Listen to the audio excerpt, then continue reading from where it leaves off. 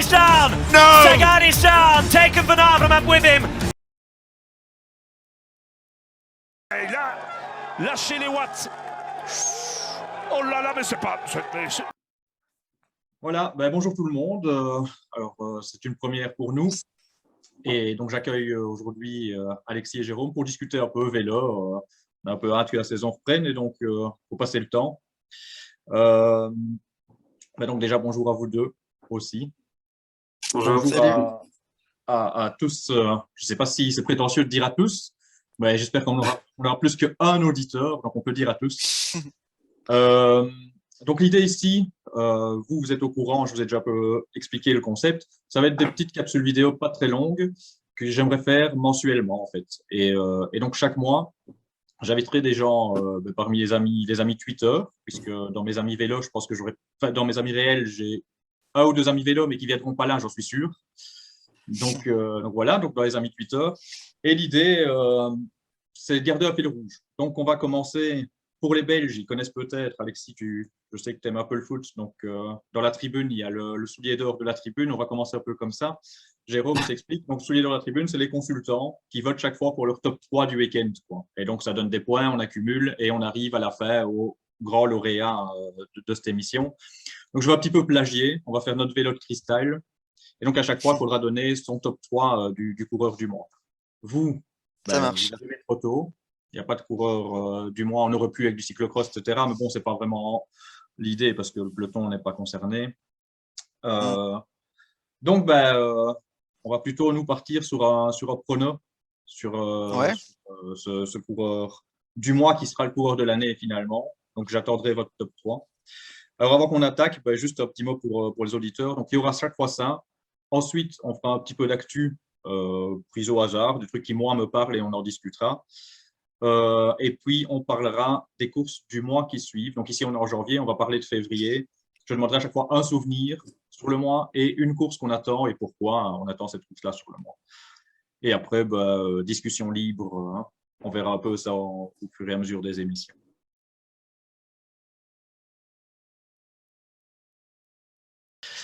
Donc voilà, on va attaquer le coureur de l'année. Donc, je vous avais demandé de penser à un petit top 3. On va commencer par notre voisin français de nouveau. Jérôme, dis-moi un petit peu ton top 3, quel ordre et qui tu vois former.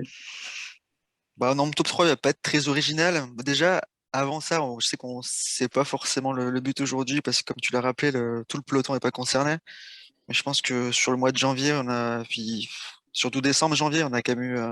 Alors, je sais pas si j'ai bien le prononcé, mais Wout van Aert. Très bien. qui, qui était plus qu'impressionnant, hein, parce que je pense que sa seule défaite, elle est quand même due à un incident mécanique. Donc voilà, sans surprise, on va le retrouver dans mon pronostic pour la saison, qui va vraiment pas être. Ça va pas être une surprise, parce que pour moi, je vois encore Pogacar qui va être numéro 1 de la saison. Je pense que on est parti pour des années de domination, sauf Pépin ou autre. Donc en top 1, je dirais Pogacar parce il joue sur tous les tableaux et les grands tours, ça rapporte beaucoup de points. Mais sinon, pour moi, voilà, c'est plutôt Wout van Aert qui va être aussi le coureur de la saison. Je le vois plus fort que jamais. Alors après, je sais pas si sa préparation dans les labours, ça nous fausse un peu l'idée qu'on peut se faire de la suite de la saison, mais il a l'air hyper impressionnant cette année. Il faut se rappeler quand même qu'il revenait d'une grosse blessure sur le tour. Je vais pas dire une bêtise, mais c'était 2019. Hein.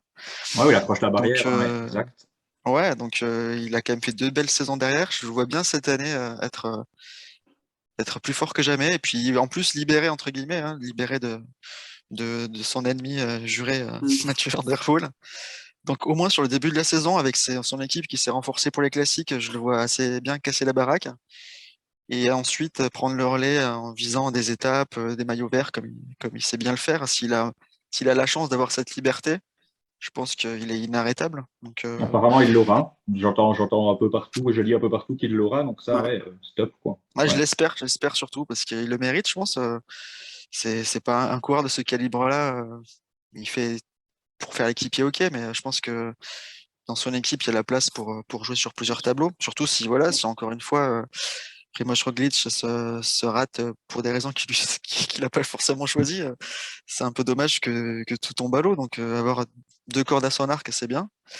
Et puis, le troisième larron sur le podium, moi, c'est pas parce que c'est vous qui m'invitez, mais je vois vraiment bien Remco, en fait. Remco Evenepoel, je sais pas. Pareil, il revient d'une grosse blessure, un peu comme Wout donc, ce qu'il a montré l'année dernière, avec un peu plus de maturité, je pense, il peut faire une très grande saison. Ouais. Je le vois même gagner au sprint, à condition qu'il y ait des arrivées en Moi-même solitaire. gagner au sprint. Ouais, Dis-moi contre sur qui? des arrivées en solitaire. Oui, oui, c'est ça. C'est ça. Non, mais Ouais. en dehors de ça, je le vois pas, il a pas trop de points faibles. Après, voilà, il a un tempérament offensif, il a l'équipe qu'il faut. Donc, je pense il sera pas loin du podium aussi Mais je t'écoute pour ton top 3, Alexis, dis-moi. Ben écoute, moi je vois que j'ai eu un peu les mêmes réflexions que Jérôme. Euh, Bref, voilà, si je comprends bien le classement, on va additionner ceux qui ont le plus de points chaque mois. Donc en gros, si quelqu'un fait un très gros Tour de France mais est absent le reste de l'année, il ne sera pas forcément dans le top 3. Exact, ouais, ouais, bonne réflexion. Du coup, je pense aussi à des coureurs qui ont plusieurs objectifs et forcément, je pense aussi à Wout van Aert. Je vais peut-être même le mettre numéro 1 parce que je pense qu'il a appris de ses erreurs des années dernières. Il s'est souvent trouvé au moment important. Je pense que là maintenant, et la preuve, c'est on en parlera à mon avis, le fait qu'il n'aille pas aux mondiaux, je pense que c'est parce qu'il suit un schéma très précis et à mon avis, voilà, il arrivera en forme à ses objectifs premiers. Je le vois briller en avril au Tour de France et j'espère au championnat du monde. Donc, pour moi, il y a au moins 3 mois où il sera dans le top 3. Du coup, je pense qu'il finira l'année premier. Je vais mettre aussi Pogacar parce que je le vois briller sur le Tour de France et dans les Ardennaises. Donc, au moins 2 mois où il sera dans le top 3. Et je pensais aussi à Remco parce que j'ai envie d'y croire. Mais allez, pour le jeu, je vais peut-être mettre quelqu'un d'autre. Je vais mettre Alaphilippe parce qu'il va gagner l'Estradé, la Flèche Wallonne et il sera présent au championnat du monde. Et je vais pas être original non plus, parce que, comme vous, je vais partir sur Wout van Aert. Donc, moi, je le mets en 1, comme Alexis. Je le mets en 1. Alors, l'idée de dire est-ce que ça va être le coureur de l'année, je pense pas. Je pense que ça va être Pogacar. Mais sur le concept on va prendre des points chaque mois, je pense que Van Aert peut être plus présent que Pogacar à ce petit jeu-là. Mettons par exemple le Tour de France, si Pogacar s'y domine, il est premier, il prend 3 points. Van Aert peut être deuxième sur le Tour de France, enfin deuxième du Tour, hein, que les auditeurs ne se méprennent pas, mais quand on va voter pour le deuxième à ce moment-là, en juillet, si Van Aert fait un très gros tour, maillot vert, victoire d'étape, etc., il peut être plébiscité. Ouais, il le sera. Donc je pense qu'il a plus de chances de prendre des points. Ceci dit, Pogacar, puisqu'on en parle, ce sera mon numéro 2. Ah non, alors je voulais terminer avec Van Aert. J'ai souri aussi quand Alexis a dit en plus il est champion du monde. Moi je vais m'avancer encore plus qu'Alexis. En plus il sera champion du monde. Donc ça fera des points. Quoi. Chrono et en ligne. Non, chrono, attends, j'y viens. Okay. Pogacar, alors Pogacar, numéro 2, parce qu'effectivement il y a le Tour, mais Pogacar il ne vit pas que par le Tour. On l'a vu l'année passée. Il est présent. Alors il est présent sur les Ardennaises, ça veut dire les Ardennaises, mais il est présent en Lombardie aussi.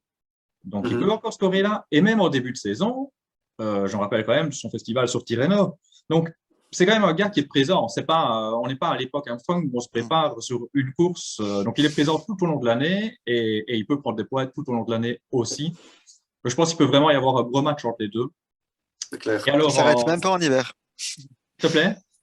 Il s'arrête même pas en hiver. Ouais, il gagne des cyclocross et tout, Pogacar, maintenant. Bon, pas encore avec Wout, mais voilà. Et alors, en 3, je ne vais pas être, pas surprendre tout le monde, je vais mettre Remco. Comme quoi, hein, même si au niveau caractère, je peux faire des choses, etc., un peu d'objectivité. Puis attention, hein, si Remco gagne un grand tour, moi, je suis le plus heureux du monde. Hein, on ne va pas se mentir non plus. Je vais le mettre en 3. Pour moi, ça va être, on ne peut pas dire révélation parce que tout le monde l'attend, mais il va cartonner comme beaucoup. Je ne pense pas qu'il y a beaucoup de monde qui l'attend à ce point-là. Ouais. Je le crois, mais vraiment très, très, très, très fort. Il va surprendre. Ah ouais, pense. mais moi je revois le Remco, enfin je l'espère, hein. Je m'imagine le Remco d'avant sa blessure. Exactement, ouais. On a oublié comment il dominait. Ah, il Quentin était vous charrie imbattable. souvent avec ça, hein, parce qu'il dit aussi que c'était des petites courses. Non, enfin, moi, je trouve pas que c'était des petites courses, hein. Quand il était en Algarve, quand il était en Pologne, il faut voir les mecs qu'il battait à ce moment-là. Alors, Ouais, Ouais, il ouais, battait pour ouais. les des faire maintenant, Ouais, et Fuglsang et tout, qui étaient à leur voilà, top à ce moment-là. Fugels, Donc, exactement. Carapaz aussi, hein, Ouais, ouais. il a Si on mis parle dans le groupe à Fugelsang, Carapaz à Landa. mais tu vois, on parle Fugelsang, justement, Jérôme, ça, j'aime bien que tu dises ça parce que, alors on le regarde maintenant, on dit, oui, Fugelsang, ben oui, oui, maintenant, c'est vrai. Si on regarde l'année dernière de ah, il Fugelsang, y a c'est 2 rien. ans, Mais quand il le bat, Fugelsang, et il se battait avec des Bernal, etc., sur les courses d'une semaine. Donc, RMco battait ce type de mec-là. Moi, Lombardie, je l'ai vu avant sa chute, il était parti là. Pendant la Lombardie, je me disais, mais j'ai hâte qu'on soit au Giro parce que je le voyais gagner le Giro. Je m'enflammais peut-être, mais je le voyais gagner le Giro. Il n'y avait pas une concurrence énorme Non, sur le Giro cette année-là. Je le sentais déjà capable de le faire. moi Alors, aussi, ouais. si on voit ce Remco-là, pour moi, je ne sais même pas si je dois le mettre que troisième dans mon classement. Ah ouais, parce qu'il peut gagner tout. c'est. Il peut gagner tout, entendons bien, il n'a pas gagné des sprints, mais même une course réservée aux sprinteurs, si vraiment il veut, je pense qu'il est capable de la gagner, hein. Il est capable de rester Oui, c'est devant le ça. peloton pendant des kilomètres et des kilomètres, et on ne le Avec revoit une pas, équipe qui quoi. contrôle.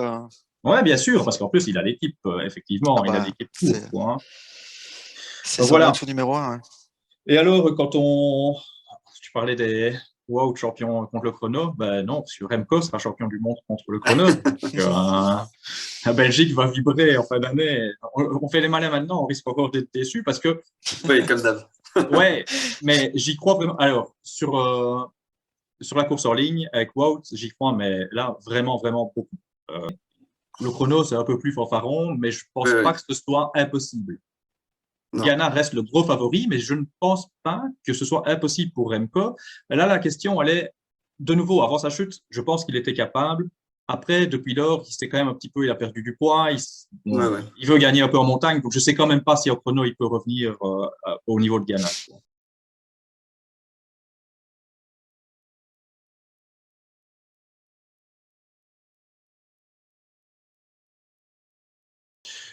Ce que je vous propose, c'est de passer à l'actu. Ben, on vient de parler, justement, je viens de parler de Mathieu Van Der Poel sans problème de dos. Ben, c'est une des grosses actus, fatalement. C'est ses forfaits, c'est ses problèmes de santé. Moi, je ne sais pas ce que vous en pensez. Moi, je suis vraiment très inquiet pour lui parce que l'air de rien, ça dure depuis un moment. Et donc, quand est-ce Ouais. qu'il va pouvoir se sortir de ça? Sa préparation, quoi qu'il en soit, elle aura quand même été un peu perturbée. Donc, je ne sais pas comment il va rattraper ce retard de préparation face à des gens comme Van Aert. Maintenant, c'est vrai que les classiques pavés, je peux rejoindre Titouan, il a encore le temps de se refaire, hein, mais il ne faut pas résumer sa saison à ça. Normalement, Van Der Poel faisait Mm. déjà des numéros avant. Enfin, voilà, je ne sais pas, dites-moi. Moi ça m'inquiète et ça m'attriste parce que Van Aert est belge. Dans l'absolu, si on inverse les nationalités, il y a même pas, je n'hésite aucunement, je préfère Van Der Poel. Bon, là, Van Aert est belge, donc il y a match entre les deux. Mm. Mais Van Der Poel, je ne comprends pas comment on peut lui rester insensible. On a besoin de lui, quoi. On a besoin d'un Van Il Der vit en Poel. Belgique, hein, t'inquiète. Ouais, ouais, c'est ça. Et dans une équipe belge, ouais. Ouais. Mm. Ouais. Mais donc voilà. Bah, vas-y, Je sais pas Alexis, ce que vous je en te laisse pensez. la parole. Bah, ok, merci. Moi, je suis pas inquiet pour sa carrière en elle-même. Après, je pense que c'est clair, il sera à mon avis pas à 100% pour les Flandriennes. Après, même à 80, 90%, à 90% pour les Français qui nous écoutent, Van Der Poel peut être dans le final. Ça va libérer Van Aert, ça c'est clair, parce que Van Aert sans Van Der Poel. Mais ouais, je pense il doit se reposer. J'y connais rien en douleur au dos, mais je pense que là, ils veulent surtout être prudents et simplement le laisser au repos pour qu'il puisse revenir quand il sera prêt uniquement, quand il sera prêt et pas se précipiter. Ils ont déjà fait l'erreur, ils ne veulent pas la reproduire. Et donc voilà, je ne pense pas que ce soit irrémédiable. Je pense juste il faut du temps et il reviendra, mais sans doute un peu trop tard par rapport à ce qu'il voudrait, ça c'est clair. Mais ça restera un coureur offensif, même à 95%, ça restera un coureur offensif qui va faire du bien au vélo. Ok. Et toi, Jérôme, t'en penses quoi? Bah, je suis inquiet aussi, mais avant ça, je suis assez dubitatif parce que je revois l'image de sa chute au JO. Ouais, c'est sûr qu'il fait un beau soleil, un plat d'eau. Il est un peu choqué, bon, il abandonne sur le coup. Je m'attendais pas à ce que ça prenne cette évolution-là. Après, voilà, moi-même, j'ai eu quelques, bon, pas du tout en vélo, hein, mais j'ai eu fait un plat d'eau tout bête en déneigeant. Et donc, je suis tombé sur du verglas. Et c'est vrai que ça m'avait déplacé la clavicule et tout. Ça fait bientôt 4 ans et j'ai toujours mal au dos. Donc, Mm. c'est pas anodin. On en a vu avec Bernal, avec Pinot. Quand t'as mal au dos, c'est une blessure assez longue en fait à soigner et qui est très handicapante. Donc, ouais, je pense que sa saison, elle est compromise quand même, du moins son début de saison. Hmm. Moi, je le vois pas forcément revenir pour les Flandriennes, hein. Je pense que avant l'été, ce sera peut-être difficile et je pense même qu'il vaut mieux ne pas précipiter le retour et bien soigner ça, s'il peut. Ouais. Voilà. Et puis au moins, il jouera avec beaucoup de fraîcheur et d'envie. Euh, S'il vient et qu'il nous fait une première semaine ou 2 premières semaines de Tour de France de folie en mettant le feu à chaque étape, même en étant maillot jaune, je pense qu'on sera tous contents. Il aura le podium du vélo de cristal du mois de juillet sans souci. Euh, ouais, je suis plus inquiet ouais, pour son début de saison, donc forcément pour son classement général, je suis un peu inquiet là-dessus. Après, voilà, j'espère juste qu'il va bien s'en remettre parce que comme vous dites, on a besoin de Mathieu Van Der Poel. Il fait rêver, je pense, tout le monde. Après, je pense qu'il peut exaspérer certains, mais bon, je pense que quand tu aimes le vélo, tu peux qu'aimer Mathieu Van Der Poel, hein. Et voilà, nous c'est Mhm. pareil, tu vois, c'est pas parce que c'est le petit-fils à vous leader, il est avant tout néerlandais, mais je pense que une grande majorité des Français l'aiment, donc Oui, il y a une très c'est belle un cote de phénomène. popularité, Ouais. hein. Oui, voilà. Puis je pense qu'il laisse pas indifférent. Ça a l'air d'être un garçon sympathique. Ouais. Il dégage Voilà, des émotions aussi, hein. Je vous propose de continuer l'actu. On vient de parler de Van Der Poel, je voulais parler un peu de Van Aert. Alexis, t'as un petit peu dit ça tout à l'heure, hein, tu en as un peu parlé du fait qu'ils zappent les mondiaux de cyclo. Euh, alors jusque-là, moi, Mhm. je suis, honnêtement, je peux comprendre, c'est le déplacement, enfin, je comprends tout à fait qu'ils puissent zapper ça. Et puis, honnêtement, puisque Van Der Poel est forfait, ça ne m'attriste même pas. L'Estradé, je sais pas ce que vous en pensez, en fait. Moi, j'ai du mal, je suis pas préparateur physique, j'en sais rien. J'ai du mal à imaginer si ça peut vraiment mettre le reste de sa saison en péril. Alors après, je suis conscient, enfin, je pense que, il en a fait trop les années avant, effectivement, et qu'il est arrivé cramé sur Mhm. certains de ses objectifs. Donc, l'idée de dire maintenant, on se focalise vraiment sur les gros objectifs et on y arrive en top forme, je ne suis pas opposé du tout. Après, l'Estradé, c'est une course où il est tout le temps bien. mm. Je parle peut-être avec le cœur aussi parce que c'est une course que j'adore et donc le voir là, ça me plaît. Et je ne sais pas à quel point c'est handicapant ou pas pour le reste de sa saison. Je ne sais pas ce que vous en pensez, vous. Ben, c'est un peu comme toi. Moi, enfin, pour moi, l'Estradé, Vas-y, c'est Jordan. la course qu'il a révélée. Je me Mhm. rappelle de cette première année où, enfin, voilà, si Bardet attaque pas derrière, je pense qu'il gagne parce qu'au final, Tish Benoît revient sur eux, mais enfin, c'était incroyable. Il finit à pied d'ailleurs.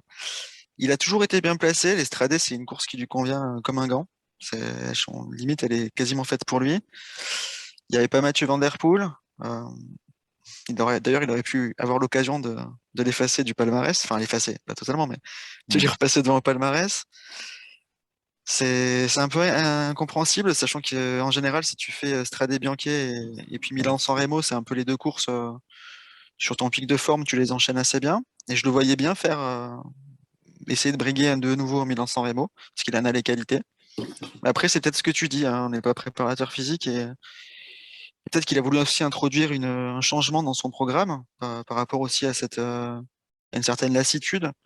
Je sais pas, hein, donc s'il vise davantage, tu vois, s'il vise plutôt un pic de forme à fin mars, peut-être qu'il veut peut-être pas trop en faire à ce moment-là.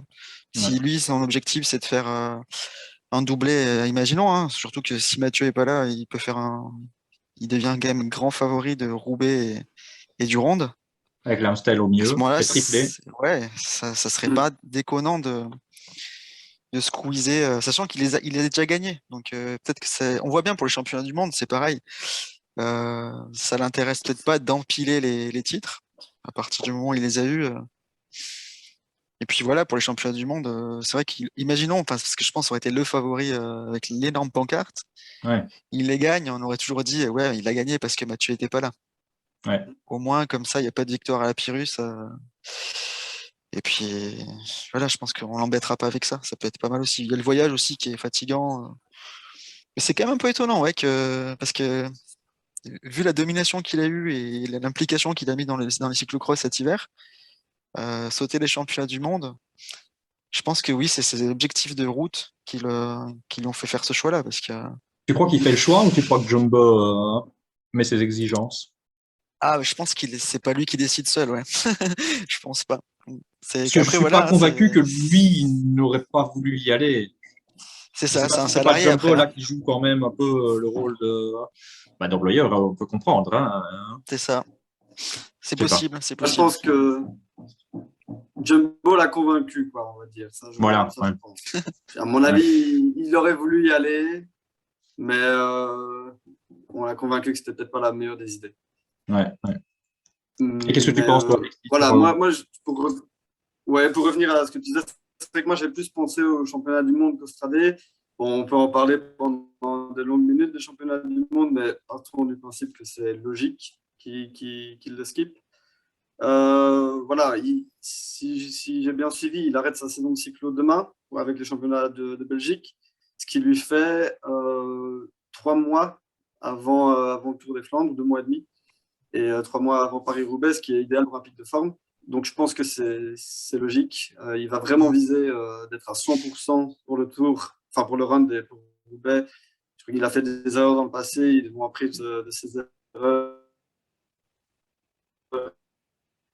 Et, on te je perd un pense qu'il peu. sait Enfin, je sais pas si. exactement ce qu'il faut faire et il va le faire. L'Estradé, j'avoue que je ne sais pas, c'est le 5 mars déjà. Peut-être en début. Vous m'entendez encore? Ouais. On a des coupures. Ouais, là, je t'entends. Bah donc voilà, l'Estradé, je pense qu'il sera sur la pente ascendante à ce moment-là. Peut-être que ça n'intéresse pas trop d'y aller en étant qu'à 80%. Milan-San Remo, c'est déjà différent parce que sans vouloir être trop chauvin, je pense que même à 80%, il peut Ah, il fait y aller, podium, ouais. parce que c'est pas très compliqué. Il suffit d'arriver au sprint, entre guillemets. Il a déjà dit que gagner des courses, lui, il veut gagner le plus possible de courses différentes et pas empiler les victoires sur les mêmes courses. Donc, moi, je pense que son programme semble assez logique pour arriver au round à fond parce que c'est son objectif. On lui reproche d'être trop versatile. Là, je pense que il est d'accord avec les critiques, il les entend, il a compris. Et j'ai l'impression que son programme est très, très cohérent pour une fois et que ça va payer. Donc, je pense que c'est logique.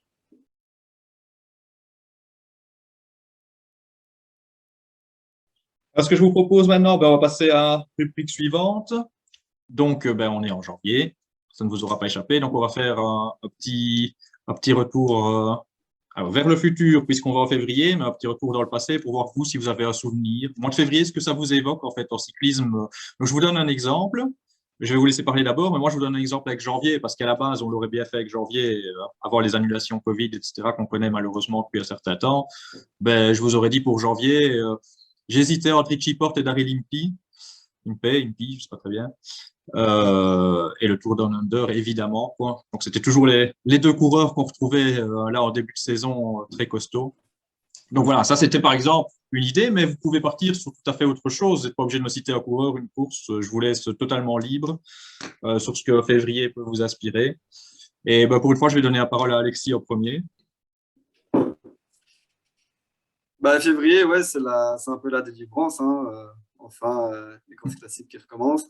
Pour moi, c'est aussi Jan Stannard, parce que voilà, moi, mes souvenirs vont peut-être moins loin que les vôtres, mais c'est vrai que quand je commençais un peu à regarder de manière plus assidue le vélo, je tombais toujours sur lui au Nieuwsblad ou à Kuurne Bruxelles-Kuurne, notamment son doublé hein, il y a quelques années, qui m'avait marqué parce qu'il était seul face à 3 quick-step et il avait gagné. Bon, bref, ça m'avait marqué. Donc ouais, Stannard, c'est un peu le seul moment de l'année où je le voyais. Donc, on peut dire que je l'associe à février. Et puis ouais, comme je dis, la délivrance. Ouais. Enfin, en fin des dimanches à regarder le vélo C'est ça. sur route. Voilà. Ouais. Et toi, Jérôme? Oui, bah ça, c'est pareil qu'Alexis, hein. En toute honnêteté, j'ai pas un souvenir du mois de février comme ça qui me vient spontanément en Ouais. tête. Il faudrait me forcer à vraiment, tu vois, me forcer à retourner sur les pages Wikipédia et tout pour. Ce serait tricher. J'ai pas, voilà, pour moi, c'est plus synonyme de reprise de vélo. Donc après, oui, tu as toutes les courses que tu peux imaginer, alors que ce soit en France ou pas. En France, on a Tour des Bessèges, Tour de la Provence, Tour des Alpes-Maritimes et du Var, etc., etc. Mais bon, c'est pas. Moi, ce que je retiens plus, c'est marrant, c'est ce qu'a cité Alexis, c'est le Het Nieuwsblad. Ouais, pour moi, c'est vraiment le début de la saison cycliste. C'est pas pour être méchant, mais bon, le Tour de San Juan, il est annulé. Le Tour UAE, sincèrement, je regarde même pas. Voilà, donc du coup, c'est plus ça. Pour moi, le cyclisme, ça commence par la saison des semi-classiques belges, Mhm. Et en plus, c'est la première World Tour, parce que toutes les autres qu'on peut citer avant, c'est plutôt des courses qui vont compter peut-être pour la Coupe de France ou ce genre de choses. Mm. Donc ouais, c'est exactement ce que tu as cité, Alexis. Là, l'enchaînement avec Newsblad et Kurn, je sais pas comment on prononce. Bien. Et après, en termes de souvenirs cyclistes, c'est marrant ouais, que tu aies cité Yann Stannard parce que c'est vrai qu'il a gagné. Moi, j'ai pas forcément souvenir. Pour moi, c'est plus les Museeuw, Van Petegem. Mais a priori, le Het Nieuwsblad a quand même été gagné par Seb Van Mark, alors que Mais- Peter Sagan l'a jamais gagné, tu vois. Ouais. Donc, c'est bien de pouvoir se rappeler Et ce genre de comment petits est-ce qu'il a souvenirs été parce gagné que par cette Marc en plus? c'était un jour, ouais, je pense que ce jour-là, il a mangé son pain blanc pour le restant de sa carrière, je pense. Eh ben, j'ai beaucoup souri pendant vos souvenirs parce que, en fait, c'est pas bien de passer le dernier. Alors, d'abord, je vais dire un truc que vous n'avez pas cité, quand même. Euh, Tu parlais Wikipédia, etc. J'ai quand même dû aller faire une petite vérification, Jérôme, pour être sûr que je n'allais pas dire une bêtise. Et moi, ça me fait penser, février, au Tour du Qatar. Alors, je suis allé m'assurer que ce n'était pas en janvier. Il y a eu des années, c'était à cheval sur les deux. Bon, voilà, c'était plus sur février que sur janvier. Pourquoi le Tour du Qatar? Et le Qatar, c'est Tom Boonen. Alors, Mm. inévitablement, pour moi, février, c'était les débuts de saison de Tom Boonen qui enfilait les victoires, là, qui est recordman, mais le deuxième ne le voit même pas. Il lève la tête, il ne sait pas où est Boonen, Mm. quoi. Hein. Non, c'est donc moi, c'est un souvenir que j'avais, c'était Boonen avant d'aller gagner le run des Roubaix, bah, c'était le Tour du Qatar où il faisait son show. Donc ça, c'est un petit C'est souvenir que marrant parce j'ai. que moi, les souvenirs du Qatar et de Bonan, c'est pas ceux-là que j'ai en premier, tu vois. C'est plus le championnat du monde Ouais, où l'équipe belge annonce qu'ils vont faire la bordure, ils la font, c'est ouais, ouais, incroyable. ouais. Et puis à la fin, t'as ces filous de Peter Sagan qui, qui sautent tout le monde, c'était incroyable. Ouais. Mais c'est ce souvenir-là ouais, que j'associe au Qatar avec Ah Bonan. ouais. Ouais, Oh, bah, je souriais, je vous disais, vous avez évoqué les trucs. Je vais voir pour partager mon écran. Comme ça, vous allez voir la photo. Voilà. Vous la voyez là, la photo, en fait Mm. Ouais. Donc, ben, Alexis, ça te parle, du coup. Du coup, j'ai souri quand tu as Ouais. dit Stannard, parce que... Mm. Et alors, il fait le doublé, hein, donc ça, c'est sa première fois qu'il le gagne. Et en fait, ça me fait penser à Stannard et ça me fait penser à Van Avermaet en même temps. Donc, Stannard, parce que bah, finalement, il a fait des belles choses, hein, mais il gagne ces deux courses-là. C'est quand même ses deux grands faits d'armes Ouais. euh, de toute sa carrière. Et alors, à Van Avermaet, parce qu'en fait, c'est la défaite de Van Avermaet là où, je vais arrêter le partage, là où pour moi, il allait gagner. Je voyais le final, enfin, il allait gagner, parce qu'il faut se rappeler du Van Avermaet à l'époque, il passait tout le temps tout près, il est toujours placé, et qu'il ne gagnait pas, quoi, sa grande course. Mm. Et je me dis, ça y est, il est là, il peut rien lui arriver, il est en duo avec Stannard, un sprint à deux, qu'est-ce que tu veux qui arrive à Van Avermaet? C'est bon, c'est gagné. Et paf, la surprise. Maintenant, un sprint particulier, enfin, la course, on le voit sur la photo, hein, les Ah, conditions ils sont cette morts, ouais. année-là, dantesques. Mais la claque que j'ai pris, il tournait autour depuis tellement longtemps et il va encore tourner autour après ça, en plus Van Avermaet avant de gagner. Et alors, bon, il perd au sprint face à Stannard. Est-ce que vous vous rappelez quand il gagne, qui est deuxième, quand il gagne son premier Newsblad, Van Avermaet? Qui il Non. aligne dans un petit groupe? Peter Sagan? Non? Exact, Peter Sagan. C'est vrai?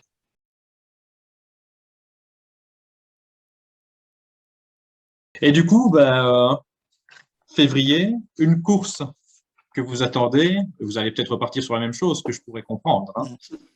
Ben, dites-moi un peu, ben, cette fois-ci, je vais commencer par Jérôme. Dis-moi alors, la course. Non, bah moi, c'est le Newsblad, ouais. Pour moi, c'est ça vraiment qui lance la. Moi, c'est ce que j'aime le plus en cyclisme, c'est ça, c'est la campagne de début de saison des classiques belges, où c'est des courses monumentales. Et puis, tu as ces conditions météo, les coureurs, c'est des coureurs. Tu vois, tout à l'heure, on disait, je sais plus lequel des vous deux disait, c'est plus forcément comme avant, où tu avais un coureur qui venait de faire que le Tour de France dans l'année. Moi, ce que j'apprécie, c'est ces coureurs-là qui font des classiques qu'on retrouve à peu près tout le long de la saison, même s'ils jouent pas les grands tours. C'est plus ce groupe de coureurs-là que j'affectionne. Et voilà, donc moi, c'est vrai que c'est plus le Het Newsblad que j'attends parce qu'il marque le début, vraiment, le vrai lancement de la saison. Et toi, Et toi, Alexis? Alexis? Encore? Euh, ouais, moi, forcément, évidemment, je décompte les jours avant le Newsblad, bien sûr. Après, j'ai aussi envie de parler de l'étoile de Bessèges pour deux raisons. Déjà, parce que c'est quand même une course assez sympa avec des coureurs, quand même quelques beaux noms qui y vont. Mais surtout parce que ça fait quelques années maintenant que je passe mes vacances d'été dans le Gard. Et donc, avec mon vélo. Et du coup, ils empruntent des routes que je connais. Et quelques cols. Mes premiers cols, enfin, ils passent par les premiers cols que j'ai fait dans ma vie. Notamment le Mont Bouquet qui sera le final d'une étape cette année. Et, je vous invite à regarder parce que c'est assez sympa. C'est un enchaînement de replats et de murs très dur. Et donc voilà, c'est toujours très sympa, comme c'était le cas pour les championnats du monde, de voir des routes qu'on connaît. Donc, c'est la première année que je vais le regarder, mais j'ai hâte de le regarder. Là, c'est bien qu'un Belge fasse la Voilà. promotion du coup des courses Ouais. françaises. J'ai pas osé pour pas être taxé de chauvin. Ben, écoute, regarde. Donc, le français parle du Newsblad, Alexis Voilà. parle de Bessèges, et je lui en veux de passer, c'est pas possible de passer après lui, parce que ben, c'était mon choix aussi, c'est Bessèges. D'accord. Sorry. Bah, tu peux prendre la Marseillaise. Oui, c'est ça. La Marseillaise, c'est janvier. 31 janvier, je ne peux pas. C'est ça, 31 janvier, 31 je pense. janvier? Hein. D'accord. Il me semble, je sais Ouais, pas. Je sais pas. Je d'accord. sais pas, mais de toute façon, ça me parle moins. Ça me parle moins. Je préfère Bessèges, course à étapes, alors que Dieu sait que j'aime bien les courses d'un jour, pourtant. Hein, mais, et effectivement, parcours sympa, souvent. L'occasion de voir les cyclistes pour la première fois. En fait, c'est ça. C'est pas évidemment, si tu me demandes si je préfère Bessèges ou le Newsblad, je préfère le Newsblad. Mais Bessèges, c'est vraiment le début pour moi de la saison, plus encore que la Marseillaise. Tout le monde dit que c'est la Marseillaise, hein, mais voilà, moi, c'est Bessèges que j'attends pour lancer la saison. Les profils d'étapes sont sympas. Il y a, tu sais, c'est les courses début de saison, ça se cache pas, ça joue pas à rester dans les groupes, dans les roues, etc. Il y a des offensives. Je me rappelle Tim Wellens l'année passée, super sympa, ses offensives, etc. Et alors, que on va noter la différence entre Alexis et moi. Donc, Alexis, il a une deuxième raison, c'est il va rouler là. Et moi, tu vois, je suis plus le sportif de salon. Moi, la deuxième raison, c'est que c'est la première course qui va être diffusée par la RTBF cette année, cette Ouais, saison. c'est vrai. Et donc, j'ai hâte aussi de pouvoir écouter les commentaires de la RTB, quoi. Et c'est un peu pour ça que j'attends. Voilà, c'est la première course Ouais, ça me manque aussi, ouais, c'est en vrai. février, quoi. Ouais. Ben, écoutez, pour l'épisode, ben, je pense que on a fait un peu le tour. Là, Euh, j'ai une transition à te proposer. vas-y, dis-moi. Ces courses de début de saison, c'est l'occasion de voir les nouveaux maillots. Ah ouais, ouais, ouais. Mais j'allais en parler, figure-toi. Donc j'allais dire pour l'émission, pour le fil rouge, en tout cas, on a terminé. Maintenant, je vous propose qu'on discute d'autres choses. Moi, j'ai aussi des trucs que j'aimerais bien avoir votre avis. Et après, bah, peut-être que ça restera dans l'émission. On verra au montage. C'est des trucs sympas, on laissera peut-être. Et puis voilà, hein, si les gens veulent couper maintenant, ils coupent. Voilà, le fil rouge terminé. Si c'est pas trop long pour eux qui veulent nous écouter, ils nous écoutent. Hein.